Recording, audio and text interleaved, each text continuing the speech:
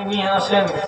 তো সংসার নামের যে গাড়িটা যে চলবে 60 বছর, একদিকে আছে ট্রাক্টরের চাকা, আর একদিকে আছে পালসার গাড়ির চাকা। সংসার কি ঠিক হয়ে চলবে? চলবে না। আপনি বুঝাবেন এক কথা, বিবি নাকছাড়া দিয়ে বলবে তোমার কথা শুনতে জি করে না। আপনি ওকে বলবেন একটা সুন্দর ভালো কথা, যেটা যদি করো তো এই কাজ হবে। বাড়ি বাড়ি যদি জ্ঞান বুদ্ধি না থাকে, তাহলে নাক ছাড়া দিয়ে চলে এসে বলবে তুমি যা বুঝো তাই করো না, ওগুলোতে আমার মন নাই। সহযোগিতা করতে পারবে না। তাহলে ওকে কি করতে হবে? জ্ঞান দিয়ে সাজাতে হবে। সেই জ্ঞানটা পাওয়া যাবে কোথায়? বেটাকে যদি ভালো মাদ্রাসায় পড়িয়ে আলেম বানাতে পারলেন, তো আলেমের জন্য একটা বৌমা, একটা আলেমা আপনাকে নিতে হবে না? একটা মাওলানার বউ যদি ফেসবুক চালার মেয়েকে চয়েস করে আপনি নেন, আর আগে থেকে খবর পান যে যেটাকে বৌমা বানাবো তার কাছে অ্যান্ড্রয়েড মোবাইল আছে 26,000 টাকা দামের, আর ওর 1,500 ফলোয়ার আছে, তাহলে এটা বিউটি ছেলে না এটা জোকারের বাড়ি বাড়ি? এটা কি ইমানদার মেয়ে? যে মেয়েটি ফেসবুক চালাই, চ্যাটিং করে, হোয়াটসঅ্যাপে 72টা বন্ধু রেখেছে, এমন মেয়েকে আপনার দাওরা পাস করা আলেম বেটার সঙ্গে বিয়ে দিয়ে বাড়ি নিয়ে চলে আসলেন, সংসারটা ঠিক চলবে কি? একটা চাকা ট্রাক্টরের আর একটা চাকা মোটর সাইকেলের চলবে না। ফজরের বেলায় আপনার ছেলেটা আজান শুনলে জেগে যাবে নামাজের জন্য, মসজিদে যাবে।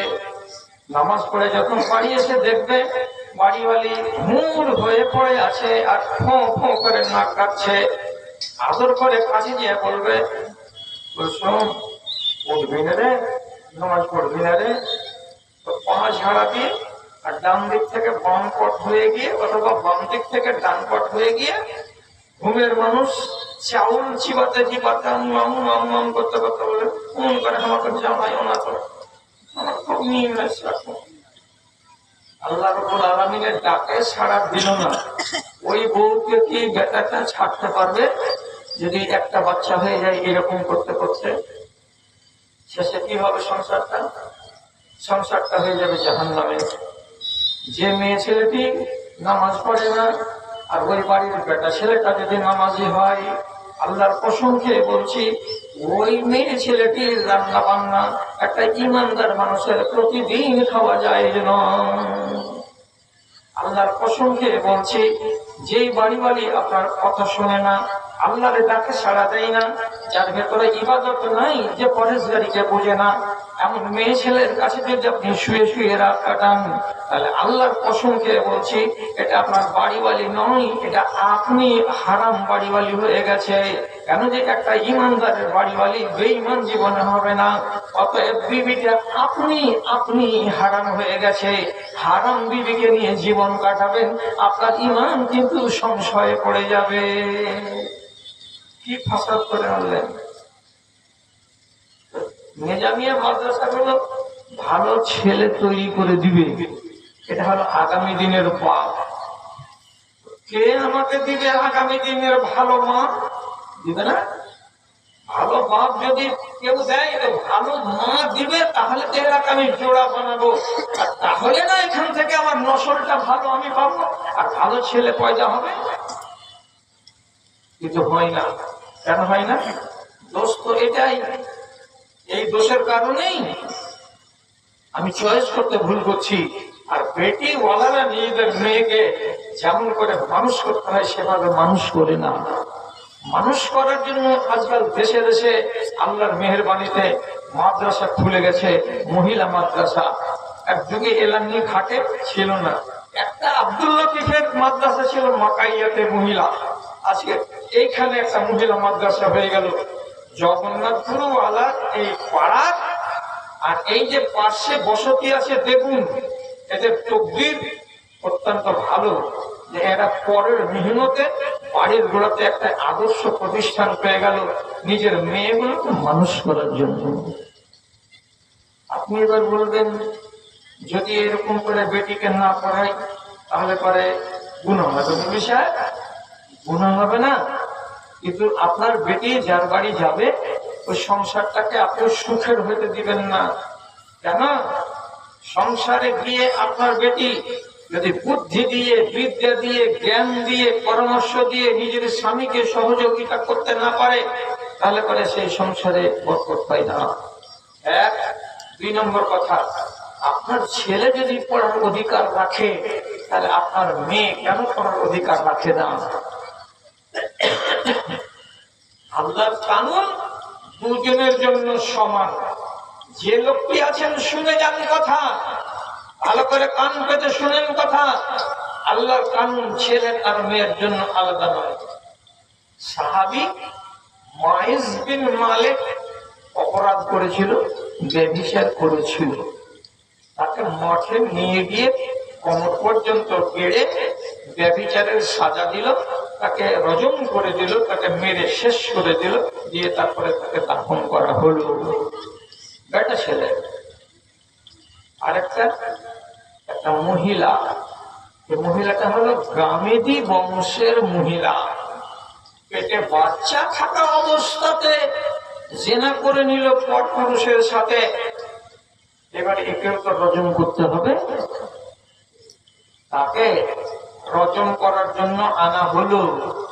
পেটে বাচ্চা আছে, যেই জন্য নবীজি বললেন বাচ্চাটা বেগুনা, তোমাকে 10 মাস মারা যাবে না, বাচ্চা ভূমিষ্ঠ হবে। তারপর বাচ্চা ভূমিষ্ঠ হলো, তারপরে রাসূলুল্লাহ বললেন দুধের বাচ্চাটা কি খেয়ে বড় হবে? এক্ষুনি তোমাকে যদি মেরে দিই তুমি অতদিন মারা যাবে না যতদিন তোমার কোলের বাচ্চা দুধ না ছাড়বে। আবার 10 মাস। ব্যভিচার করার 20 মাস পরে এই মহিলাটাকে নিয়ে গেল মাঠে, নিয়ে যে কোমর পর্যন্ত গেড়ে পাথর নিক্ষেপ করে তাকে মেরে শেষ করে দেওয়া হলো। আপনি একটু মাথাটাকে আস্তে করে হিলিয়ে বললেন ব্যভিচারের শাস্তি ছেলের আর মেয়ের আলাদা নয়? আলাদা নয় তো? ও ছেলে, ওকেও রজম করা হলো, এই মেয়ে তো একেও রজম করা হলো, একই তো। আল্লাহ রাব্বুল আলামিন সবারই জন্য বলছেন ঠিক, ইন্নাল্লাহা লা ইউযিউ আমালা আমিলিন মিনকুম মিন যাকারিন আও উনসা। তোমাদের ভেতরে কোন পুরুষ লোক যদি একটা ভালো আমল করে, কোন একটা নারী যদি ভালো আমল করে, একটা পুরুষ লোক সেই ভালো আমল করে যদি 100টা নেকি পায়, তাহলে ওই তুমি একটা ভালো আমল যদি একটা মহিলা করে তাকে 100টাই নেকি দেওয়া যাবে। মেয়ে ছেলে বলে তার নেকি কম হবে না, সমান। আচ্ছা, আপনি হেরা বলেন মেয়ে ছেলেকে নামাজ 4 ওয়াক্তের, 5 ওয়াক্তের। মেয়েদের রোজা কি 28টা, 30টা? তাহলে রোজাও তো 30টা করবে আমার সমান, নামাজও পড়বে 5 ওয়াক্তের আমার সমান। যখন নামাজ, রোজা, হজ, যাকাত সবই কিছু ওর উপরে আমার মতো, তাহলে আল্লাহর বিধিবিধান নর আর নারীর জন্য আলাদাটা কোথায় নাই? আল্লাহ কোরআনে বলছেন সূরা আহজাবের 35 নম্বর আয়াতে 10টা কথা। আমি 2-3টা বলছি। কি বলছে? ইন্নাল মুসলিমিনা ওয়াল মুসলিমাত ওয়াল মুমিনিনা ওয়াল মুমিনাত ওয়াল কানিতিনা ওয়াল কানিতাত ওয়াস সাবিরিনা ওয়াস সাবিরাত। শেষ করলাম আয়াতটা। তর্জমাটা শুনেন তো কি বলছি। একটা মুসলমান বেটা ছেলে আর একটা মুসলমান মেয়ে ছেলে, প্রত্যেকটাতে কিন্তু জোড়া আসবে আপনার সাথে সাথে মেয়েটার নাম। কয়বার আসবে? 10 বার আসবে। 10 বার কিভাবে আসবে দেখেন। একটা মুসলমান বেটা ছেলে এবং একটা মুসলমান মেয়ে ছেলে, একটা মুমিন বেটা ছেলে, একটা মুমিনা মেয়ে ছেলে, একটা ধৈর্য সবুরকারী বেটা ছেলে, একটা সুদূরকারী মেয়ে ছেলে, একটা অল্পতে তুষ্টি প্রকাশকারী পুরুষ লোক, আর একটা অল্পতে সন্তুষ্ট প্রকাশকারী একটা মেয়ে ছেলে, একটা সাদকা দানকারী পুরুষ লোক এবং একটা সাদকা দানকারী মহিলা, একটা জাকাত দেনেওয়ালা বেটা ছেলে আর একটা জাকাত দেনেওয়ালি মহিলা, একটা সত্য কথা বলা মেয়ে ছেলে আর একটা সত্য কথা বলা বেটা ছেলে, এবং নিজের ইজ্জত আবরুকে রক্ষা করা একটা বেটা ছেলে এবং নিজের ইজ্জত আবরুকে রক্ষা করা একজন মেয়ে ছেলে, এবং আল্লাহ রাব্বুল আলামিনকে উঠতে বসতে স্মরণকারী একটা বেটা ছেলে এবং আল্লাহ রাব্বুল আলামিনকে স্মরণকারী একটা মেয়ে ছেলে। এই 10টা গুণে ছেলে আর মেয়ে এরা সমানভাবে এগিয়ে যাবে। তখন রব্বুল আলামিন বলছেন, তোমাদের জন্য আমি জান্নাতকে তৈরি করে রেখেছি, যেদিন তোমরা মরে আমার কাছে আসবে তোমাদেরকে সেখানে দেওয়া হবে। আপনি এবার ফয়সালা করেন, 10টা গুণের ভেতরে 4টাতে কিংবা 2টাতে আল্লাহ তাআলা ওদেরকে বাদ রেখেছেন কি না? যে 10টা গুণ সূরা আহজাবের 35 নম্বর আয়াতে আল্লাহ বললেন, তা ছেলেদের ভেতরেও থাকবে, মেয়েদের ভেতরেও থাকবে। তাহলে আমি তাদের জন্য নির্মাণ করে রেখেছি তাদের আরামের জায়গা। তাহলে আপনি বাপ আমার, দাদা আমার, মেয়েগুলোর সঙ্গে আপনি অপব্যবহার কেন করবেন যে তাদেরকে মাদ্রাসাতে পড়তে দিবেন না? শুধু আপনি হাই মাদ্রাসা আর হাই স্কুলে পড়াবেন, এটা কিসের লোক? ওখানে পড়াতে গেলে আপনার বেটি চাকরি পাবে, আর এখানে পড়াতে গেলে আপনার মেয়ে চাকরি পাবে না। এটা কথা হলো? যদি চাকরি পায় আপনার মেয়ে স্কুলে পড়ে, তো চাকরি পাবে এই মহিলা মাদ্রাসা থেকে পড়েও আপনার নাতনি আর পত্নী। আমি জোরের সাথে বলছি, কেন পেলাম কোথায়? আমার ছাত্রী, আমি সাক্ষী। পারাকরম গ্রামে একটা মহিলা আছে, হাই মাদ্রাসায় চাকরি করে, আমার ছাত্রী। এখন রাঙ্গাইপুর গোলা মোড়ে মাওলানা নুরুল ইসলাম সাহেবের বাড়িতে কর্মী, ও চাকরি করে। আমার ছাত্রী, আমি যেটিকে জানি, দিনাজপুরের মালগাঁওয়ের কাছে এক মেয়ে ছেলে, সে চাকরি করে। আমার ছাত্রী খানপুরের মাওলানা নিয়াজউদ্দিন সাহেবের মেয়ে, এই বনাত পড়া মহিলা, সে এখন সরকারি চাকরি করে। তো যদি এরা 10 জন হয়, তো আপনার স্কুল পড়াগুলো কি 20 জন নাকি? আপনি আমাকে বলে দেন তো কথা। কিসের জন্য নাইনসাফি যে আজ আমাদের দেশের মানুষেরা নিজেদের মেয়েগুলোকে মহিলা মাদ্রাসায় দিতে রাজি নয়? আপনি তাকে জ্ঞান দিয়ে সমৃদ্ধ করবেন না? আপনাদের পরিষ্কার কথাই বলছি, বুদ্ধির যোগান দিবে স্বামীর সংসারে নারী, আর বুদ্ধির যোগান দিবে নর। দুজনের মিলামিশাতে হবেটা কি সংসারটা সুখের হবে। এবার কাজের কথা বলছি, আমি যে কথাগুলো আজকে মন চাই না তবুও বলছি, এই কথা যদি আমি বীরভূমে গিয়ে বলতাম, বর্ধমানে গিয়ে বলতাম, তাহলে সেখানকার লোক আমার কথার মূল্য দিত, আজও দেয়। আসামে গিয়ে বলতাম, ঝাড়খণ্ডে গিয়ে বলতাম, তো তারা মূল্য দিত, তারা দেয়। কিন্তু জানি না এদেশের লোক দিবে কি দিবে না, পারবে কি পারবে না। একটা কথা শিখেন না, আপনাকে শিখতে বলছি।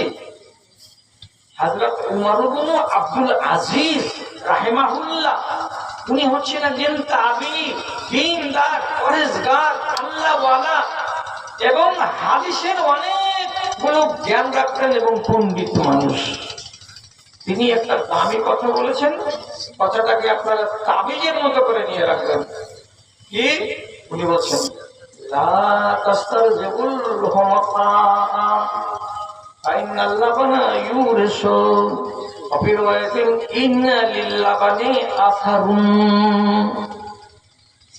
কি মানে? মানে হলো এই, আরব দেশের লোকেরা নিজেদের বাচ্চাকে বাড়িতে পুষতো না, দাইমার কাছে দিয়ে আসতো, দাইমা মানুষ করে দেয়। তো দাইমা তো আমাদের দেশে সিস্টেম নেই। তো কতখানি আপনি মুসলমানের বেটা আওয়াজ করেন, রাসূলুল্লাহ দাইমার নাম কি? পাবলিক পাবলিক বলুন। রাসূলুল্লাহর মায়ের নাম আমিনা, আর রাসূলুল্লাহ দাইমা যে তাকে 2 বছর দুধ পান করিয়েছে এবং 6 বছর ধরে শুধু লালন পালন করেছে, এই দাইমাকে চিনেন না? এর নাম হালিমা, এর নাম হালিমা। আপনি যদি পয়সাওয়ালা লোক হন, আর যদি আপনি কোন মেয়েকে আপনার বাচ্চার জন্য দায়ী নিতে চান তো নেন, কিন্তু কেমন? তিনি বলছেন কোন আহাম্মক মেয়ে ছেলেকে নিজের ছেলের জন্য দাইমা চয়ন করিও না। কোন এমন একটা মেয়ে ছেলে যে নিজের নাকটাকে ঠিক করে পরিষ্কার করতে জানে না, এমন মেয়ের দুধ হয় বলে তাকে দুধ মা নিতে যেও না। এমন একটা মেয়ে ছেলে যে নিজের চুলগুলোকে আঁচড়িয়ে সুন্দর করে চিরুনি করে পরিপাটি করতে পারে না, যার কাপড়গুলো এবড়ো খেপড়ো হয়ে আছে, চিকন হয়ে নাই, এমন একটা পাগলি, এমন একটা লেখা টাইপের মেয়ে ছেলেকে নিজের বাচ্চার জন্য দাইমা বাছাই করতে যেও না।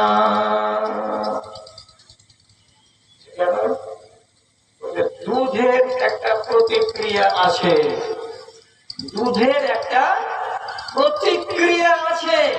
তার মানে যেই মানুষের দুধ খাওয়াবা ওই মানুষের স্বভাব ছেলের ভিতরে তৈরি হবে।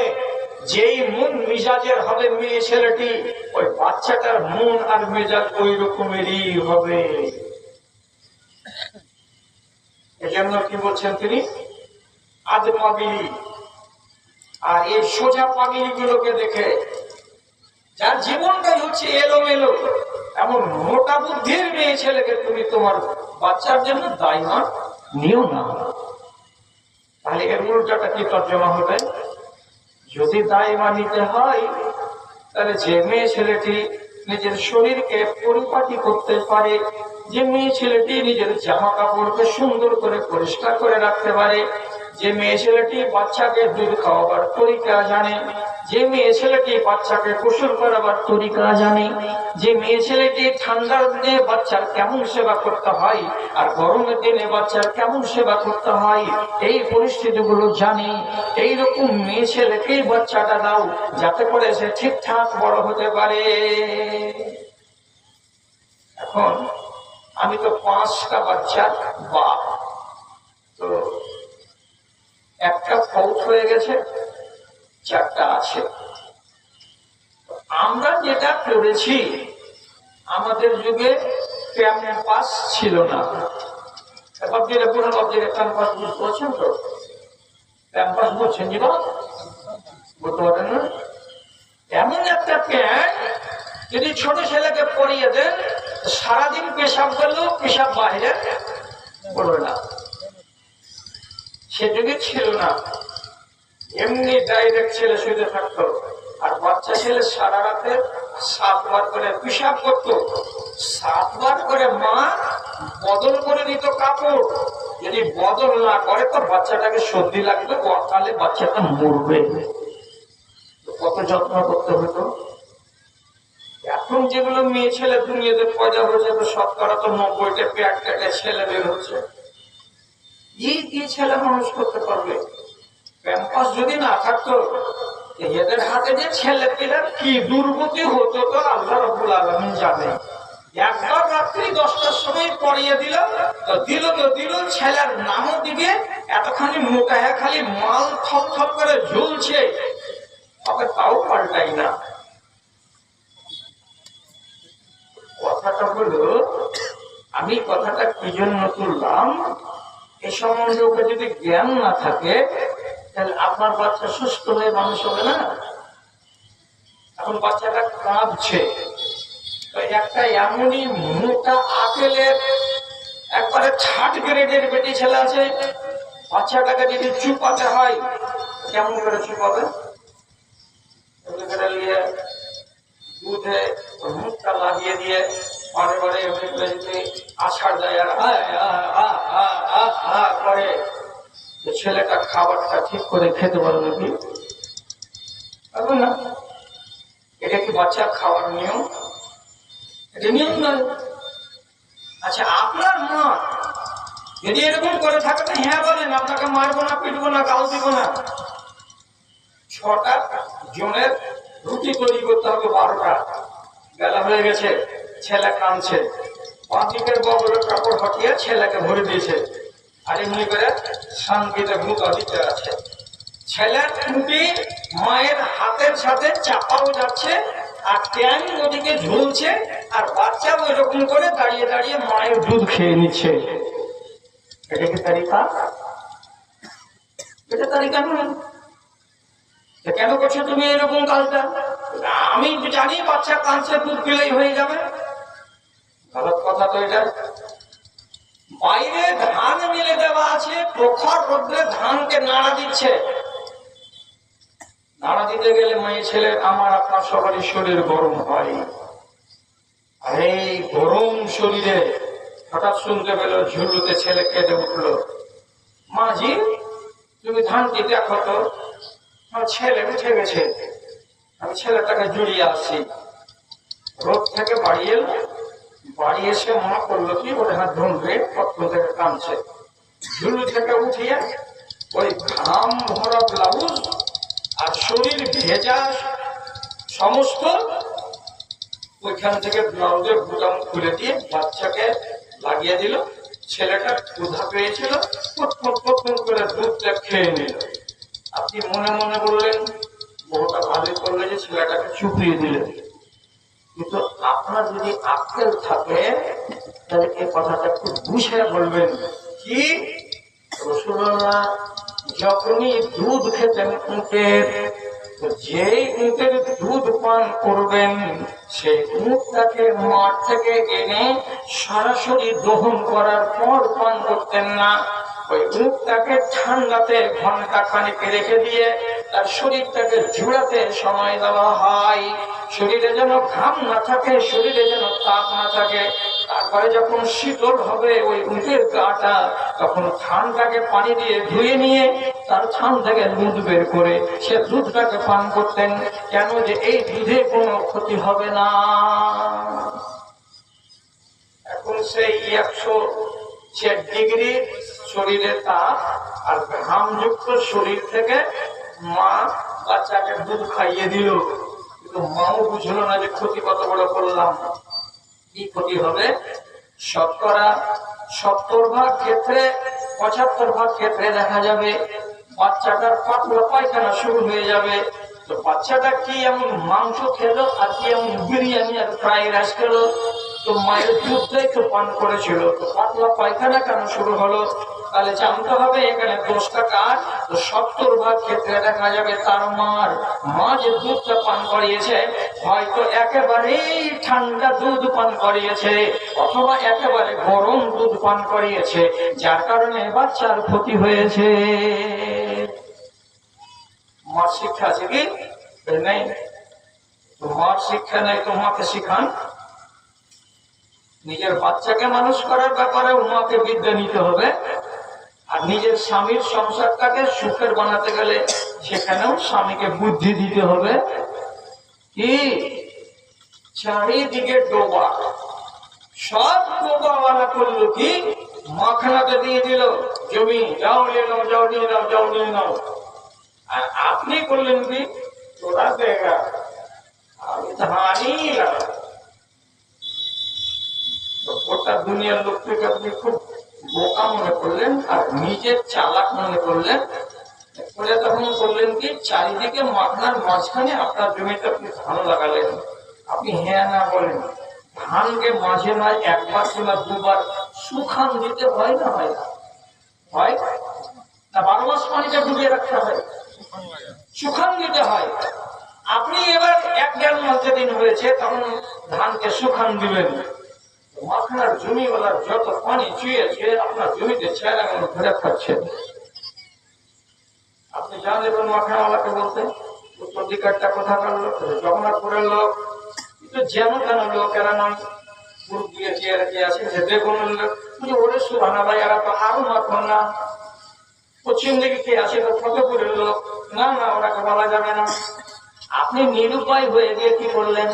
চুপচাপ থেকে গেলেন, বেশি চালাকি করতে গেছিলেন, ধান লাগিয়ে দিলেন। আপনার উচিত ছিল আপনাকে মখনাতে দিয়ে দেওয়া, কিন্তু দেন নাই। এটা বেশি চালাকি করতে গিয়ে কি হলো? আপনার সর্বনাশ হলো। আমি একটা ঝগড়া শুনলাম চানমনিতে, এটাই ঝগড়া।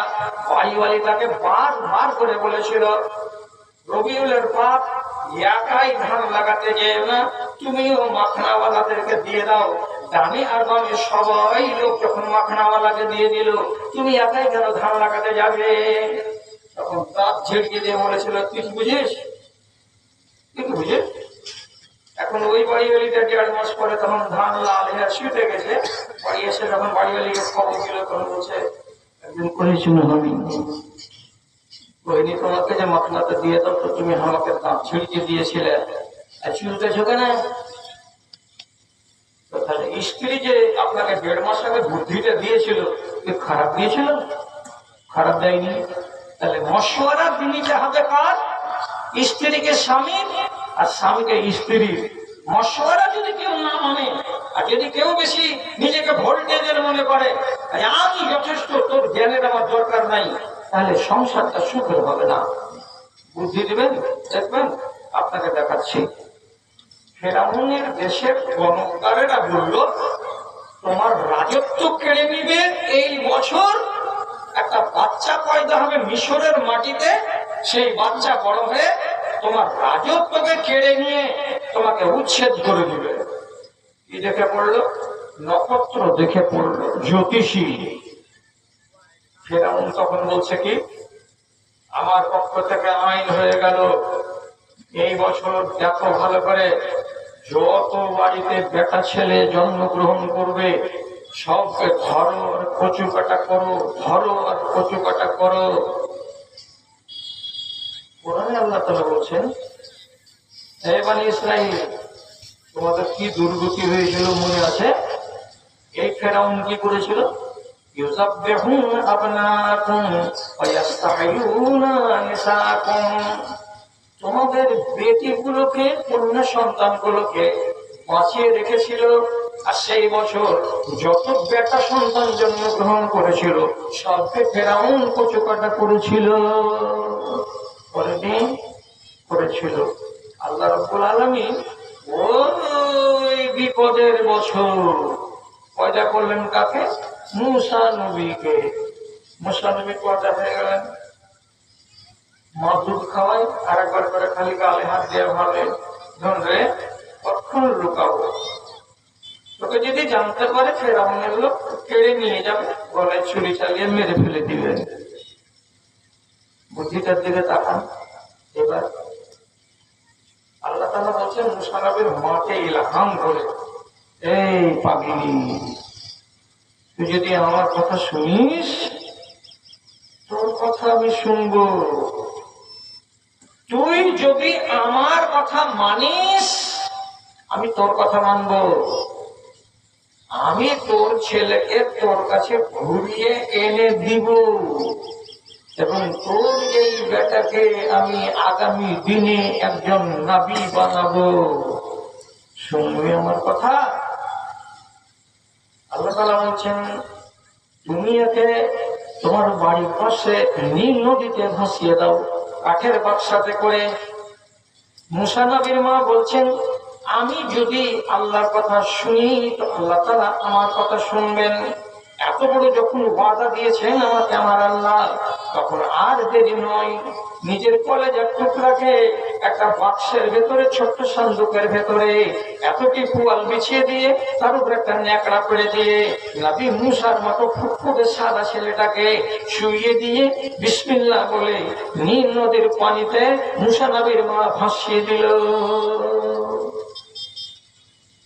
এবার ভাসালো কোনখানে? কতপুরের গেটে, ওইখান থেকে মস্ত মস্ত শিয়ালির বিল হয়ে, মুন্নার বিল হয়ে, বর্ণির বিল আর কাকার বিল পার হয়ে পড়ুয়ার গেট পার করে পৌঁছে গেল কোনখানে? তো এলাঙ্গের ঘাটে। ঘাটটা তো ফেরাউনের। যে উনি ঘাটে এলো, লোকেরা তাড়াতাড়ি করে উৎসাহ প্রকাশ করে বাচ্চাটাকে উঠিয়ে উপরে আনলো। তাড়াতাড়ি করে যদি কাপড় সরিয়ে দেখছে, কিছু ওরে আল্লাহ দেখে ছেলে, নিয়ে গেল বাড়ির ভিতরে। বাড়ির ভিতরে নিয়ে গেছে তো ফেরাউনের স্ত্রী আসিয়া, আল্লাহ তাআলা এই মেয়েকে সন্তানের মুখ দেখায়নি।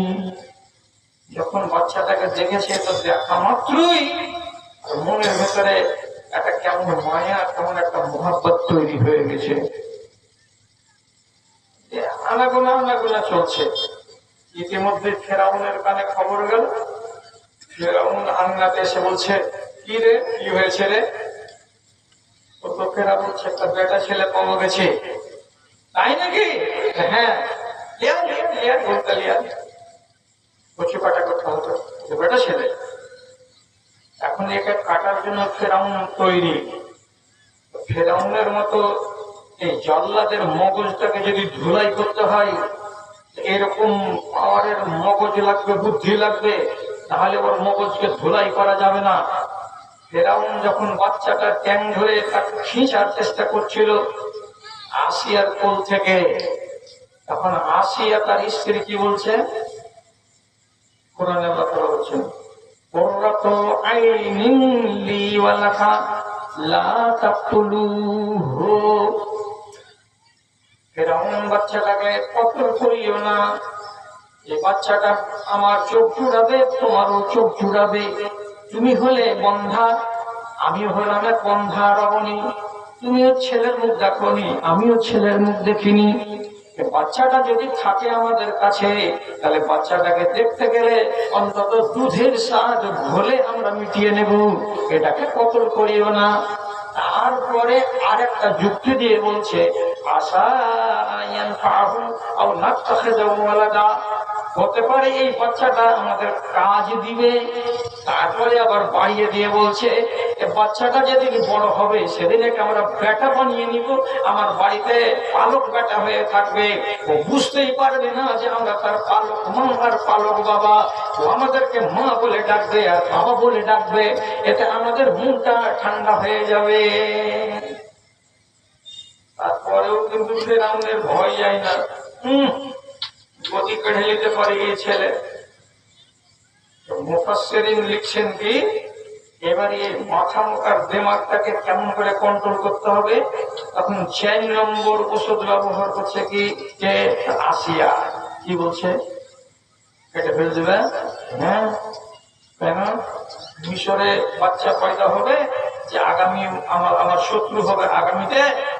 তখন ফেরাউনের স্ত্রী আসিয়া বলছে, এটা ধনীর ছেলে নয়, এটা কোন গরিবের বাচ্চা, এবং এটা মিশরের বাচ্চা নয়। উজান থেকে ভাসতে ভাসতে ভাসতে এসেছে আমার ঘাটে। তোমার মিশর কত দূর পর্যন্ত? এখান থেকে শুরু করে রাঙ্গাইপুরের গোলাঘাট পর্যন্ত, এটা হলো তোমার মিশরের এলাকা। আর বাচ্চাটা যে গরিবের, খাওয়াতে পারবে না বলে গরিব মা তাকে ভাসিয়ে দিয়েছে। এটা মিশরের বাচ্চা নয়, এটা মিশরের বাইরের বাচ্চা। বাহিরের বাচ্চা তোমার রাজত্ব কাটবে না, যদি কাড়ে তো মিশরের বাচ্চাতেই কাটবে। কাজে ছেলেটাকে মারিও না। যুক্তিটা ঠিক না বেটে? ফেরাউনের স্ত্রী যুক্তিটা গুলো যে দিচ্ছে যতটি গোড়া থেকে, সবটি তো ঠিক ঠিক দিচ্ছে। মাথা মোটা ফেরাউন শেষখানে করছে, ঠিকই রে, যদি বাহির দেশের ছেলে হয় এতে তো কোনো ভয় নেই। গণকদাটা বলেছে মিশরের বাচ্চাতে আমার রাজত্ব পারবে, বাচ্চা তো মিশরের নয়। রেখে দেওয়া গেল নবী মুসাকে। দুধ খা, রাজ দরবারে অনেক লোন দিয়েছে এবং অনেক কাজের মেয়ে আছে, সবাইকে বলা হলো দুধ দে, বাচ্চাকে দুধ দে। কত সুন্দর সুন্দর মিনু শাড়ি পরা আর রুবিয়া কাপড়ের ব্লাউজ গায়ে দেওয়া মহিলা নবী মুসাকে কোলে নিয়ে নিজের স্তন চুষাবার চেষ্টা করলো। কোন মেয়ে ছেলের স্তনে নবী মুসা মুখ লাগিয়ে এক টান পর্যন্ত দিলেন না।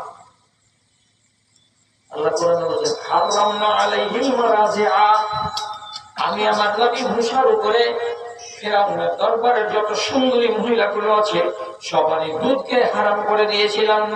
এবং আমি আমার নবী মুসাকে ইলহাম করে তখন ওই বয়সে বলে দিয়েছি, দুধ যদি খেতে হয় তোকে তোর মায়েরই দুধ খেতে হবে, অন্য কোন মেয়ের দুধ তোকে খাওয়া চলবে না। মা বাবু কোথায়? ছেলে কান্না শুরু করেছে। কার কার দুধ হবে গো? কার বাচ্চা ছিল? বাচ্চা বলে মেয়ে ছেলে কে আছে এলাকায়? মেয়ে হোক, ওর মেয়ে আছে, দুধ হচ্ছে। বেটা যদি হয় তো বাচ্চা তো কাটা গেছে, ওর মায়ের তো দুধ হবে। কে আছে কে আছে দেখো তো। নবী মুসার স্ত্রী বোন একটা ছোট্ট করে ইজার প্যান্ট কিনে পাগলির মতো খাড়া হয়ে বলছে, জি এখানে হাসপাতালে একটা ঝুপড়িতে মায়ের লোক আছে, ওর ছেলে হয়েছিল, মরে গেছে না কি হয়েছে জানি না, দেখো কথা। আসিয়ার ওটা দৌড়ে গেল ওই ঝুপড়িতে। ওখান থেকে মেয়েটাকে বলছে, তোমার স্তনে দুধ আছে, দুধ হয়? হ্যাঁ হয়, আছে। ওখান থেকে ওকে জোর করে বাড়ি নিয়ে এলো। নিয়ে আসার পরে বলছে, আমার বাচ্চা দুধ খাবে, কাউরি খাই না দুধ, তুমি তোমার স্তনে লাগাও। যদি বাচ্চাটা দুধ খাই তো আমার বাচ্চাটা বাঁচবে, আর না হলে আমার বাচ্চা মরে যাবে। মুসা নবীর মা ফেরাউনের স্ত্রী আসিয়ার মুখ থেকে বারে বারে শুনছে, আমার বাচ্চাটা মরে যাবে, আমার বাচ্চাটা মরে যাবে। মুসা নবীর মার অন্তরের ভিতর থেকে আওয়াজ আসছে, আরে মায়ের থেকে মাসির দরদ কত রে?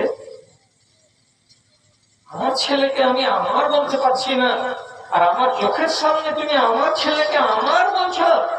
আচ্ছা বলো, তোমার কৌশলে যদি আমার বাচ্চাটা বাঁচে, এটাই লাখ টাকা। মুসা নবীকে কোলে করে নিয়ে আড়ালে বসে যেমনি ব্লাউজটা খুলে মুখটাকে লাগিয়ে দেওয়া, সাথে সাথে বাচ্চা বুঝে নিল এটা আমার মা। মন ভরে দুধ খেলো। এটা আল্লাহর কুদরত। কুদরতকে অস্বীকার করবেন না। আপনারই বাড়িতে একটা কোলের বাচ্চা যদি চা চা করে কান্না করে, আমরা দাদি যদি কোলে করে এমনি করে নিজের বুকের কাছে ধরে রাখে, ওরে আমার ধন রে, না কাঁদিও না কাঁদিও না, বাচ্চা চুপবে না। ওর কাছ থেকে যদি ওর ফুফু কোলে নেই, যে আমাকে দে আমাকে দে, ফুফু যদি জুড়াবার চেষ্টা করে, বাচ্চা চুপবে না। যেমনি ওই জায়গাতে ওর মা এসে যদি শুধু খালি কোলে পড়ে, আল্লাহ তাআলা একটা বাচ্চাকে এইটুকু জ্ঞান দিয়েছে, সঙ্গে সঙ্গে চুপে যাবে, বুঝে নিবে যে এটা আমার মা। গোয়ালের যে বাচ্চা, বাড়ি মহিষের বাচ্চা যে মরে যায়, বাচ্চাটাকে পুঁতে না কেন? হাজি আজকে তো জগন্নাথপুরের লোক মনে হয় না, বেশিটি বেশিটি জগন্নাথপুরের লোক। পাড়ির বাচ্চা দুধ দেওয়া পাড়ির বাচ্চা যদি মরে যায় তো গোয়ালেরা বাচ্চাটাকে গাড়ে না কেন? এই জন্য গাড়ে না, দুধ দেওয়ার আগে পাড়ি মহিষে বাচ্চাকে আগে শুকবে, এটা আমার বাচ্চা কি না। নিজের বাচ্চা হলে দুধ নামাবে, আর বাচ্চা যদি ওর না হয় তাহলে দুধ নামাবে না, নামবে তো এতটুকুনি পাবে, বেশি মুখ পাবে না। এই জন্য যে কোনো গাভীকে দেখবেন যখন আপনি বাছুর ছাড়বেন, গাভী করবে কি মহিষে করবে কি, নিজের বাচ্চাটার পেছন গুলোকে চাটবে, শুকে শুকে দেখবে, শরীর গুলোকে জিভে দিয়ে দিয়ে চাটবে, এটা আমার ছেলে। আর সাথে সাথে ওই মহিষ হোক বা গাভী হোক পেশাব করবে। পেশাব করার পর যত দুধ উপরে আটকা ছিল সবকে ঢেল দিয়ে দেবে, থানে দুধ আসবে, গোয়াল এবার বাচ্চাকে টেনে নিবে, দুধ কিন্তু আর উপরে উঠবে না, তখন গোয়াল জুত করে চোঙা বোঝ করে করে দুধ দুইবে। কথা বুঝেন তো? ওই বাচ্চা যদি মরে যায়, মরা বাচ্চার খালকে খালিয়ে নিয়ে আর ভেতরে পোয়াল ভরে দিয়ে নিচু দিকে সিলাই করে দিয়ে বাচ্চার মতো করেই রাখবে। আর যখনই 10টা টাইম হবে পানিটাকে দহন করার, তখন সম্পূর্ণ বাচ্চাকে আনবে না, বাচ্চার মুখের দিকটাকে একটুখানি ওর কাছে নিয়ে আসবে, আর ওই পানি মহিষ তখন করবে কি, ওই বাচ্চাটাকে এমনি করে একটু নাক লাগিয়ে শুকে শুকে দেখবে, বেচারি আবুলা জানোয়ার বলবে যে আমারই ছেলে, দুধ নামিয়ে দেবে। এবার গোল সম্পূর্ণ দুধটাকে ধুয়ে নেবে।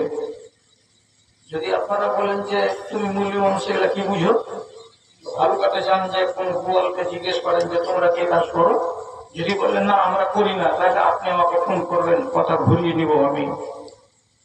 মুসা নবী বুঝতে পারলেন এটা আমার মা। দুধ খাওয়া হয়ে গেল, তারপরে তখন বলে যে দুধ খেয়েছে, যে হ্যাঁ খেয়েছে। আসিয়া বলছে আমার বাড়িতে থাকতে হবে 5,000 টাকা বেতনে। মেয়েটি বলছে খালা আমার সংসার আছে, আর স্বামী আছে, আমি পুরা ঘরে থাকবো, ওখানে আমি থাকবো, আর আপনার বাচ্চাটাকে আমি যদি আপনি বলেন তো ওইখানেই আমি মানুষ করে দেবো, আপনার বাড়িতে থাকতে পারবো না। এটা আমাদের স্ত্রী বলছে আমার বাচ্চার যেন 1 পয়সা ক্ষতি না হয়। না হবে না, আপনার বাচ্চার ক্ষতি হবে না, আমি যত্ন করে তাকে মানুষ করে দেবো।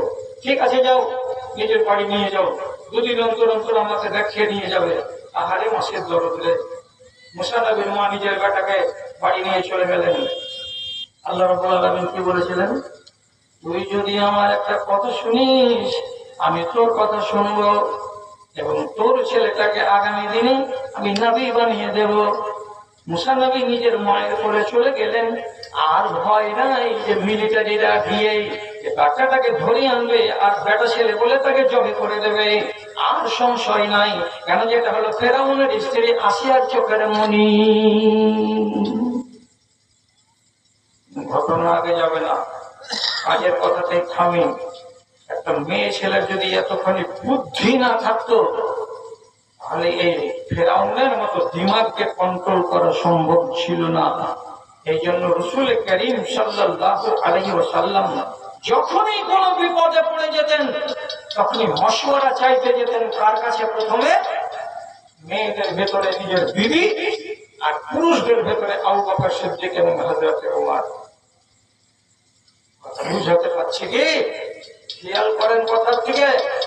আমি তো নিয়ত করে এসেছিলাম যে এই মাঠে ভর্তি হয়ে আছে মানুষ, আর আমি 1.5 ঘন্টা বাস করবো, এটা নিয়ত করা ছিল। তো নিয়ত তো পানি খুলে গেছে একেবারে।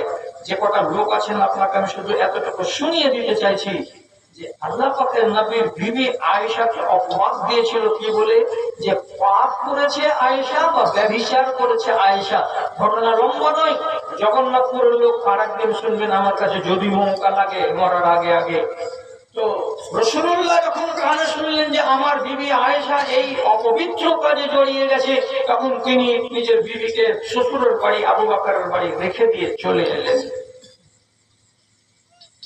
এত মিষ্টি বিবি, আল্লাহু আকবার, বলার টাইম নাই। একবার করে যান 2 দিন 3 দিন অন্তর, আর সিথানে বসে একটা কথা বলেন। কথাটা কি? কাইফা তিকে ইয়া আয়েশা, তো আয়েশা তুমি কেমন আছো? মা আয়েশা যে নিজের বয়ানগুলো দিবেন, এতগুলো কথা নবীজি শোনার সময় দেন না, উঠে চলে আসেন। কেন যে মনের ভেতরে এক গাদা ক্লেশ আছে, মনের ভেতরে এক গাদা ব্যথা আছে। স্ত্রীকে নিয়ে সংশয় করেছেন, এই স্ত্রী যদি সত্যিকারই নাপাক হয়ে যায় তাহলে আমার মতন নবীর কাছে থাকতে পারবে না, আর আমার স্ত্রী যদি নাপাক না হয়ে থাকে তাহলে ওয়াকারণে আমার বিবিকে দূরে রাখা চলবে না। কিন্তু স্ত্রীর সিদ্ধান্ত কোনটা নেওয়া যায় তিনি নিতে পারছেন না। 40 দিন গত হলো, 1 দিন 2 দিন নয়, যখন 35 দিন হয়েছে রাসূলুল্লাহ আবু বকরের কাছে মশওয়ারা চাইলেন, ওর কাছে মশওয়ারা চাইলেন, এর কাছে মশওয়ারা চাইলেন। শেষের বেলা একটা মেয়ে ছেলের কাছে মশওয়ারা চাইতে গেলেন। এটা কে? বিবি। এটা হলো আসল সম্পর্ক যদি বলি, এটা হলো সতী। আয়েশা রাদিয়াল্লাহু তাআলা আনহার সতীনের কাছে এলেন মশওয়ারা চাইতে রাসূলুল্লাহ। তার নাম যায়েনব বিনতে জাহাশ। রাসূল বিবির কাছে যে মশওয়ারা চাইছেন বিবি সম্বন্ধে, তো বিবি কি চাই? একটা বিবি কমে গেলি তো লাভ। সতীন কি চাই? যে আমার সতীন একটা কমে গেলি তো লাভ। তো যদি বিবির কাছে মশওয়ারা চাইছেন নবীজি, যায়েনব বিনতে জাহাশকে বলছেন, যায়েনব আয়েশা সম্পর্কে তোমার মতটা কি গো? কেমন মেয়ে আয়েশা? যদি শুধু জাইনাব বলে দেন ঠিক, আমার কথা মুখে আনছে, শুনতে ইচ্ছা করে না। এমন যদি উনি রুষ্ট ভাব খালি দেখিয়ে দেন, তাহলে রাসূলের বিশ্বাস হয়ে যাবে যে আয়েশা নাপাক, নাউযুবিল্লাহ। কিন্তু স্ত্রীর কাছে মশওয়ারা চাইছেন রাসূলুল্লাহ, বিপদে পড়ে তো হযরত জাইনাব বলছেন, মা আলিমতুহা ইল্লা খাইরান, আমি যতটুকু আয়েশাকে চিনি, আমি যতটুকু আয়েশাকে জানি, আমার জ্ঞান মোতাবেক বলছি আল্লাহ পাকের রাসূল, আমি আয়েশার ভেতরে মন্দ জিনিস জীবনে দেখিনি। আমি আয়েশার ভেতরে যা দেখেছি ভালো জিনিসটাই দেখেছি। আমি আয়েশাকে এখন পর্যন্ত ভালো মনে করি, পাক মনে করি। আমি কিঞ্চিত পরিমাণে তাকে পাপী মনে করি না। তার কাছে মশওয়ারা নেবেন, সর্বপ্রথম মশওয়ারা আপনাকে দেবে বাড়ি বলি। আর যদি গোবর তুলানি নিয়ে আসেন শুধু শুধু মশওয়ারা দিবে না। এই জন্য আপনাকে বলছি, পড়া থেকে যতগুলো কথা আপনার আর আমার যা হওয়ার হয়ে গেছে, আমার বেটার আমার বেটি সংসার করে যেন দুঃখের না হয়। আর আপনি আপনার মেয়েকে, আপনার পুতিনকে আর নাতিনকে এইভাবে আপনি গাঁওয়ার করে রেখে দেবেন না যে যার কাছে শরীয়তের জ্ঞান পাওয়া যাবে না, বুদ্ধি দিতে পারবে না নিজের স্বামীকে, বিপদ থেকে ত্বরান্বিত করতে পারবে না স্বামীকে। তাহলে তুমি কিসের স্ত্রী? তুমি খালি ভাত ভরা স্ত্রী। রাসূলুল্লাহর মতো লোক, রাসূলুল্লাহর মতো লোক হুদাইবিয়ার দিন আবু সুফিয়ান হলো শ্বশুর, আর সম্পর্কের দিক দিয়ে আবার হলো চাচাতো ভাই। এরই বেটি হলেন নবীজির স্ত্রী উম্মে হাবিবা। তাকে নিয়ে রাসূল ঘর সংসার করছেন, মুসলমান মেয়ে। আর ওর বাবা আবু সুফিয়ান ঈমান আনেনি 21 বছর, 21 বছর হয়ে যাচ্ছে ঈমান আনেনি। হুদাইবিয়ার দিন একটা লোককে সাথে করে রাসূলুল্লাহ ময়দানে খিমার ভিতরে আছেন। রাসূলের সাথে স্ত্রী সঙ্গী ছিলেন উম্মে সালমা। ওখানে এসে আবু সুফিয়ান আবার দিয়ে বলছেন যে একটু আল্লাহ রসুলকে বলেন না আমি আবু সুফিয়ান এসেছি, আমি আল্লাহ রসুলের সাথে দেখা করব, করার পরে আমি ঈমান কবুল করব। রাসূলুল্লাহকে যে উম্মে সালমা বলছেন, আল্লাহ পাকের রাসূল গলিতে বাহিরের দিকে আবু সুফিয়ান এসেছেন, তার সাথে আরেকজন লোক আছে, ও ঈমান আনবে তার জন্য। রসুলকে খুব জ্বালিয়েছিলেন আবু সুফিয়ান। এই জন্য রসুলের মনে ছিল খুব ব্যথা। তখন রাগের জ্বালাতে নবীজি নিজের বিবিকে সীমার ভিতরে, তিরপালের ভিতরে কানে কানে বলছেন, লা হাজাতা লি ইলা ইসলামিহি, আবু সুফিয়ানের ইসলামের আমার দরকার নাই, ওকে যেতে বলো। অনেক কষ্ট দিয়েছে আবু সুফিয়ান। আবু সুফিয়ানের কানে খবর গেল, তেমনি করে দাড়ি চুল কেটে সাথে বলছে, চলো বাড়ি যাবো না, দুনিয়া দুনিয়া টো টো টো টো টো টো করে ঘুরে বেড়াবো, কোন বিদেশে গিয়ে মরণ হয়ে যাবে, মরে যাব, কিন্তু ঈমান আনতে পেলাম না, রাসূলুল্লাহ কাছে জায়গা দিলেন না, এই লজ্জা নিয়ে কিন্তু আর বাড়ি ফিরে যাব না।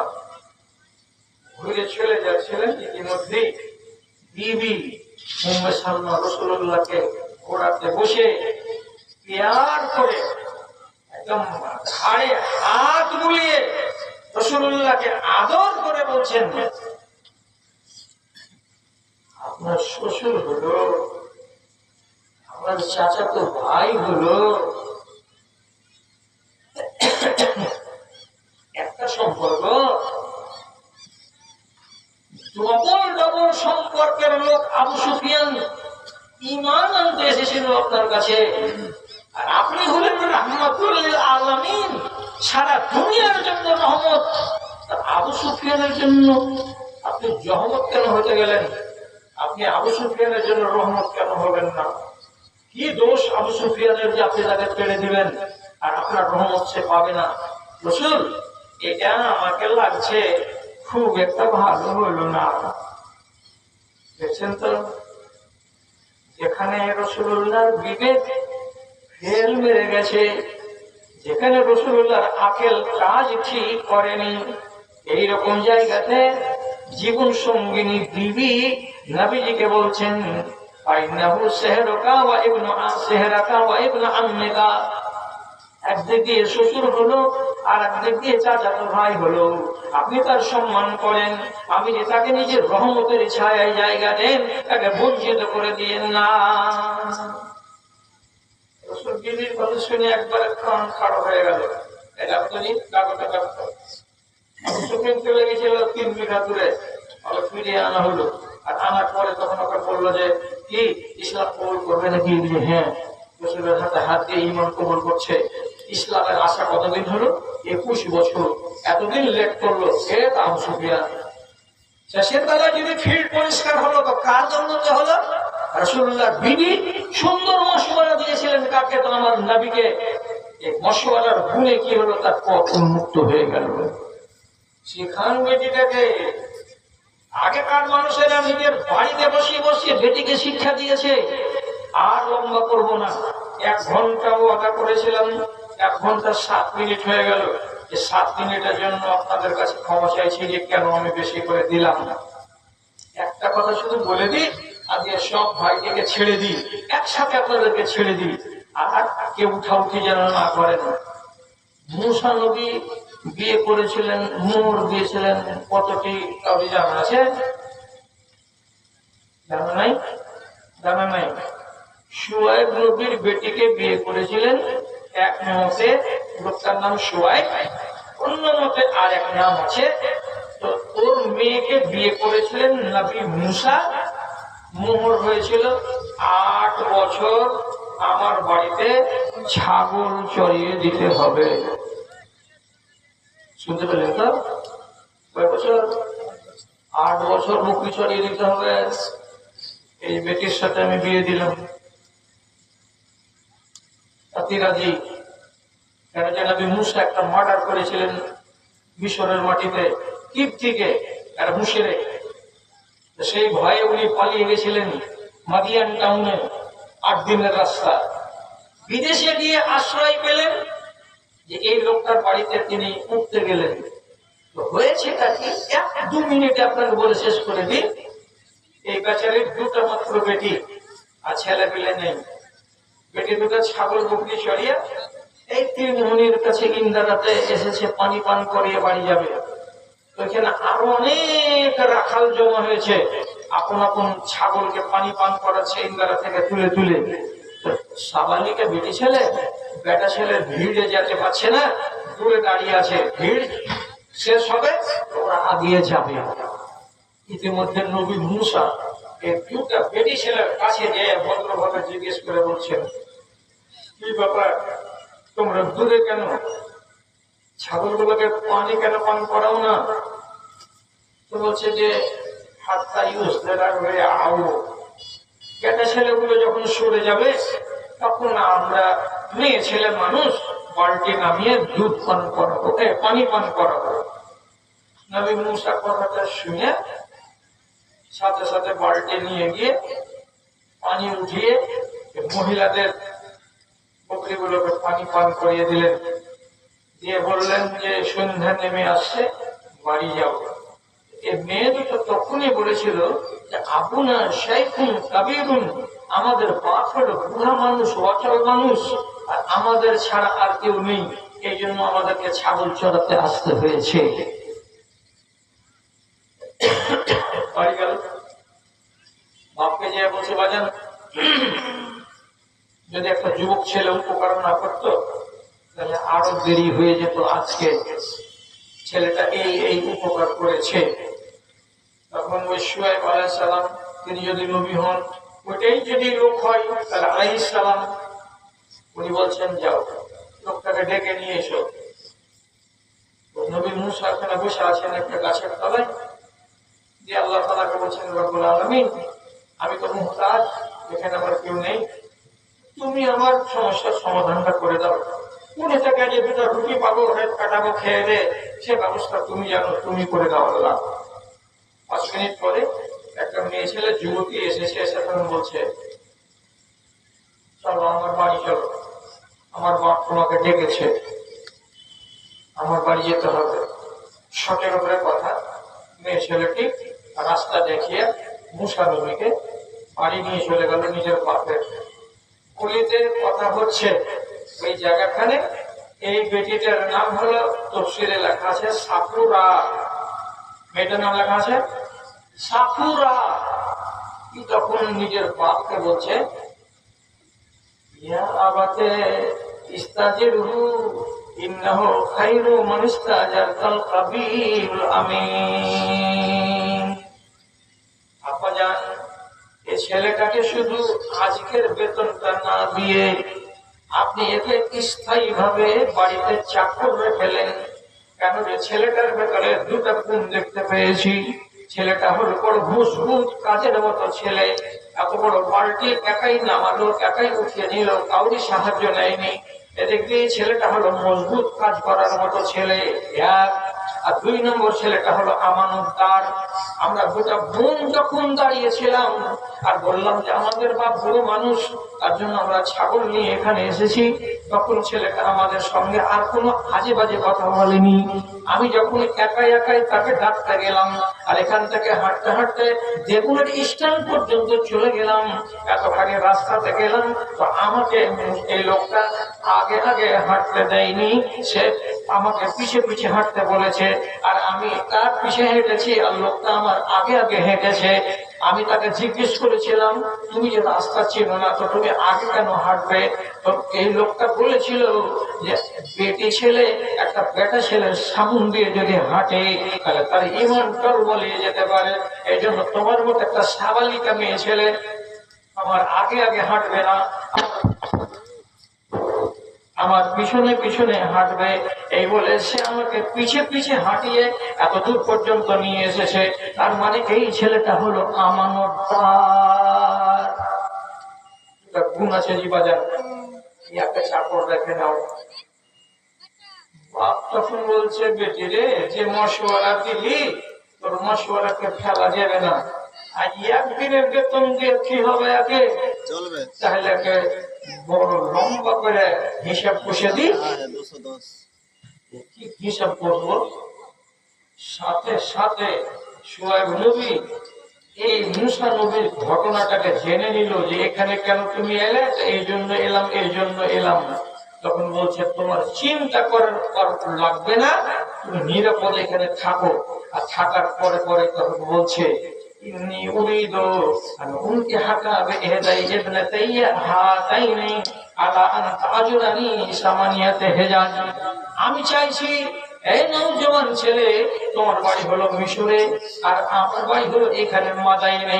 আমি আমার এই দুটা বেটি যাদের ছাগলকে তুমি পানি পান করিয়েছো, আর যে বেটিটা তোমাকে ডেকে নিয়ে আসলো, যে বেটিটা তোমার ব্যাপারে আমাকে সার্টিফিকেট দিল যে তুমি আমানতদার এবং তুমি শক্তিশালী, আর যে বেটি আমাকে বললো এটাকে চাকর রেখে নিতে হবে বাড়িতে, এই জন্য বেটির মশওয়ারাকে মেনে আমি তোমাকে প্রস্তাব দিচ্ছি, আমার এই বেটির সঙ্গে তোমার বিয়ে লাগিয়ে দেব। তুমি যদি 8 বছর আমাকে ছাগল চড়িয়ে দাও। 8 বছর ছাগল চড়িয়ে ততদিন পর্যন্ত ঘর জামাই হয়ে থেকে রাসূলুল্লাহ মুসা আলাইহিস সালাম খুশির জ্বালাতে আল্লাহ তাআলাকে বলছেন, আল্লাহ জি, তোমার কাছে 2টা রুটি চেয়েছিলাম, তুমি আমাকে রুটিও দিলা, আর রুটি পাকিয়ে খেয়ে দিবে, রুটি পাকানি আমালিও দিলা। বিদেশে এসে আমি কাবু পেয়ে গেলাম, কত বড় তুমি মেহেরবানি আমার উপরে করলে। 8 বছর পর বিবিকে নিয়ে দেশের পানে রওনা হলেন। আলাদা কথা, ওদিকে আমার দরকার নেই। বাপকে বুদ্ধি দেওয়ার মতো বেটি মানুষ করে রেখেছে কে? তো শুআয়ব নবী। আপনি বলেছেন এরকম মেয়ে এতটি আছে কথা। আমি বুড়া হয়ে গেছি, ঠিক আছে, কবরে চলে যাব, কিন্তু আমি যেটুকু শিখেছি এইটুকু তো বুড়া হয়নি। নসিব আমারও খারাপ, আর একটু বেলা আপনাদেরও গুণ মেলে যে পরিবেশটা ঠিক পেলাম না, তো মনে মনে খালি কুল আল্লাহ করছিলাম আর আল্লাহকে ডাকছিলাম যে আপনাজি 1 ঘন্টা যে ভিক চাইলাম, 1 ঘন্টা কি এই লোকটি থাকবে? সব কিছু লেজ পিঠে করে পালাবে। তো আপনারা আমাকে আল্লাহর দয়া মেহেরবানি, আপনাদের উপর আল্লাহ রাজি হোক, যে আপনি 1 ঘন্টা 15 মিনিট আমাকে টাইম দিয়ে দিয়েছেন, জাযাকুমুল্লাহ। এবার আপনারা উঠেন, নিজের বাড়ি যান, আর আমার দুঃখ নেই।